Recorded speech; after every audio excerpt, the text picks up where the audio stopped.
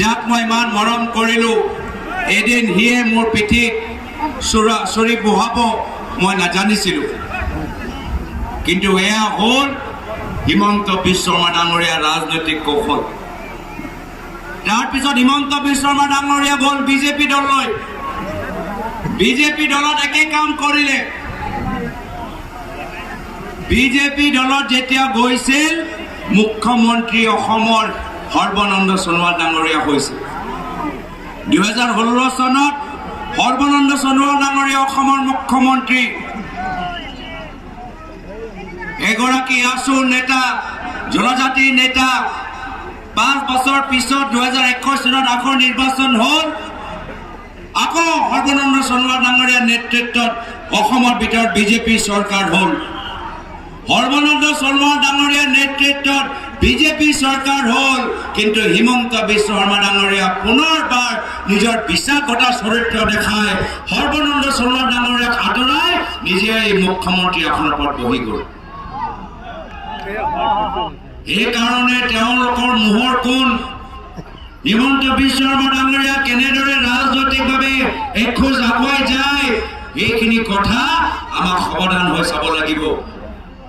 আৰু এবাৰ মানকাছাৰত কি কৰিছে? মানকাছাৰত হিমন্ত বিশ্ব শৰ্মা ডাঙৰীয়া নিজৰ প্ৰক্সি পঠাইছে। প্ৰক্সি জানেনে? প্ৰক্সি বুজি পায়নে? যেতিয়া নিজে পৰীক্ষাত যাব নোৱাৰে, কাৰোবাৰ বেলেগৰ যোগেদি পৰীক্ষালৈ পঠাই দিয়ে। ইয়াত মানকাছাৰত হিমন্ত বিশ্ব শৰ্মা ডাঙৰীয়া প্ৰক্সি হ'ল জাভেদ ইছলাম ডাঙৰীয়া। হিমন্ত বিশ্ব শৰ্মা ডাঙৰীয়া প্ৰক্সি হ'ল অসম গণ পৰিষদ দলৰ প্ৰাৰ্থী জাভেদ ইছলাম ডাঙৰীয়া। এইকাৰণে মই কৈছো, ভুলতে হিমন্ত বিশ্ব শৰ্মা ডাঙৰীয়া ভোট দিব নালাগে। আপুনি ক'ব কেনেকৈ হিমন্ত বিশ্ব শৰ্মা ডাঙৰীয়া প্ৰাৰ্থী হোৱা নাই, হিমন্ত বিশ্ব শৰ্মা ডাঙৰীয়া ইয়াৰ বিধায়ক হ'ব নোৱাৰে? কিন্তু মই আপোনালোকক কথা দিছোঁ, যদি কংগ্ৰেছৰ বাহিৰে যদি ক'ৰবাত আপোনালোকে ভোট দিয়ে, 2টা ভোট ডাইৰেক্টলি হিমন্ত বিশ্ব শৰ্মা ডাঙৰীয়া বাকচত সোমাই যাব।